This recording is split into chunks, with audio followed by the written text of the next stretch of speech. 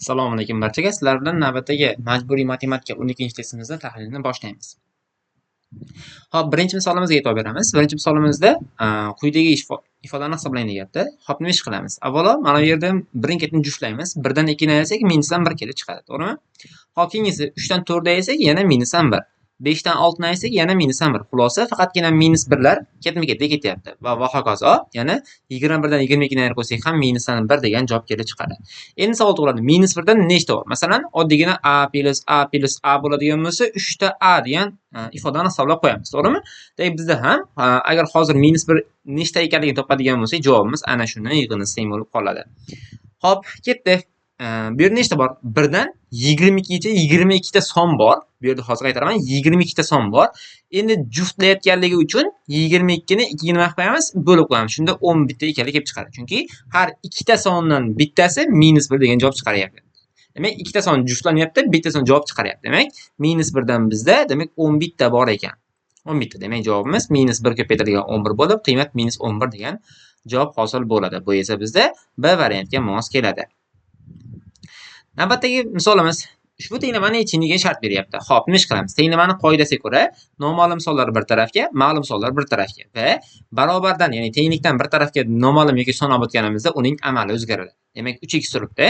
Mana yerdagi minus x chap tarafga o'tsa plus x bo'lib o'tadi. Barobar o'ng tarafda 4 bor. Plus 2 o'ng tarafga o'tsa minus 2 bo'lib o'tadi mana. 4 ta x barobar 4 dan 2 ni ayirib qo'ysak 2 kelib chiqadi va x ning qiymati 2 taqsim 4. Chunki mana bu yerda ko'paytirish amali bo'ladi, o'ng tarafga bo'lingan, ya'ni mahraj bo'lib o'tadi. 2 bilan 4 qisarsa, bunda 1 taqsim 2 kelib chiqadi, ya'ni x barobar 1 taqsim 2 va buni qiymatini 0.5 deb olib qo'yishligimiz mumkin bo'ladi. Bu esa bizda D variantga mos keladi.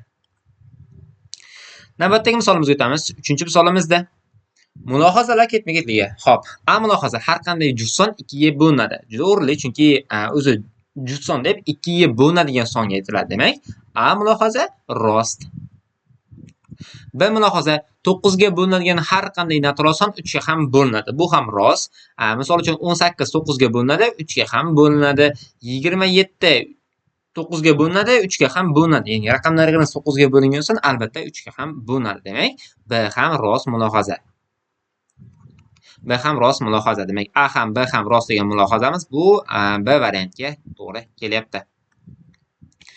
Navbatdagi misolimizga o'tamiz. Bog'bon shudgorning 4 dan 3 qismini ag'darib chiqdi. Keyin yana 20 gektar joy qolganini bildi. Xo'p, bog'bon necha gektar yerni ag'dargan degan savol beryapti. Xo'p, bizda 4 dan 3 qismini ag'dargan bo'lsa qancha qismi qoladi? 4 dan 1 qismi qoladimi? Mana shu 4 dan 1 qismi, ya'ni umumiy gektarning 4 dan 1 qismi 20 ga teng ekan. Unda shu shudgorda o'zi qancha bo'ladi desa, 4 ni 20 ga ko'paytirib qo'yganimizga, ya'ni 80 gektarga teng bo'lib qoladi. Endi bizdan bog'bon necha gektar yerni ag'dargan so'rayapti. Demak, 80 dan 20 ni ayirib qo'ysak, javob kelib chiqadi. 80 ayrilgan 20 barobar 60 gektar yerni nima qilingan ekan? Ag'dargan ekan.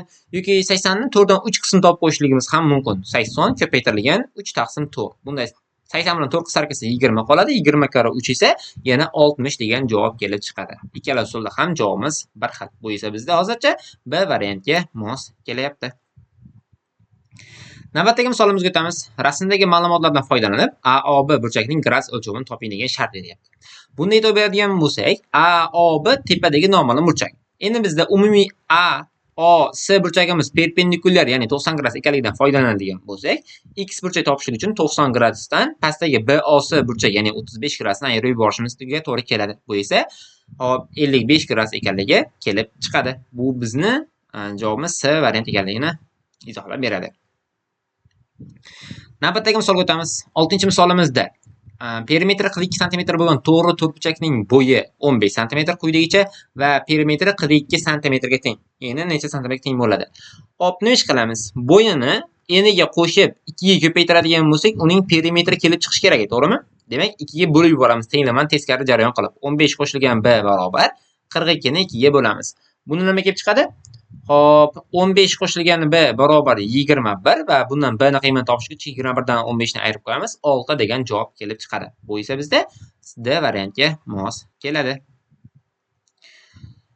Navbatdagi 7-misolimizni ishlaymiz. Rasmdagi har bir kvadratchaning tomoni 1 santimetrdan bo'lsa, bo'lgan shaklning perimetrini hisoblang deyapti.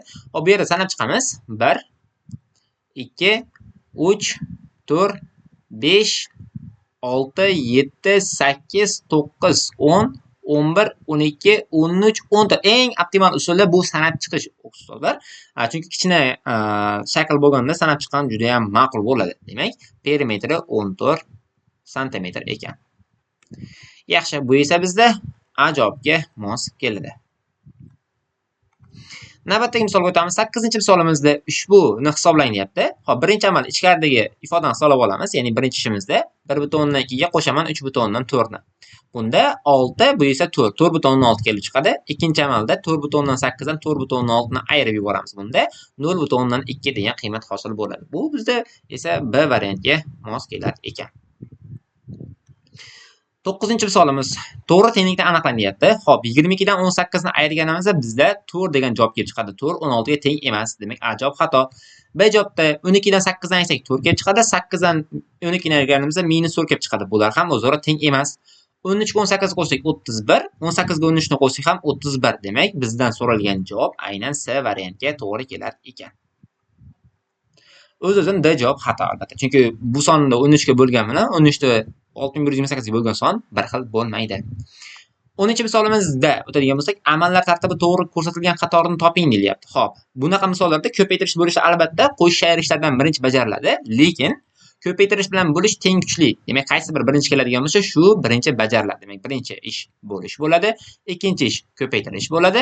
Xuddi shu ravishda qo'shish va ayirishlar ham teng kuchli bo'lganligi uchun ketma-ket bajariladi. Demak, uchinchi ish ayirish, to'rtinchi ish esa qo'shish bo'ladi. Demak, bo'lish, keyingisi ko'paytirish, keyingisi ayirish, keyingisi qo'shish degan javobimiz esa, ya'ni amallar tartibi esa bu D variantga to'g'ri kelar ekan. Mana shu bilan 12-testimiz tahlil tugadi. E'tiboringiz uchun rahmat. Sog' bo'linglar, salomat bo'linglar.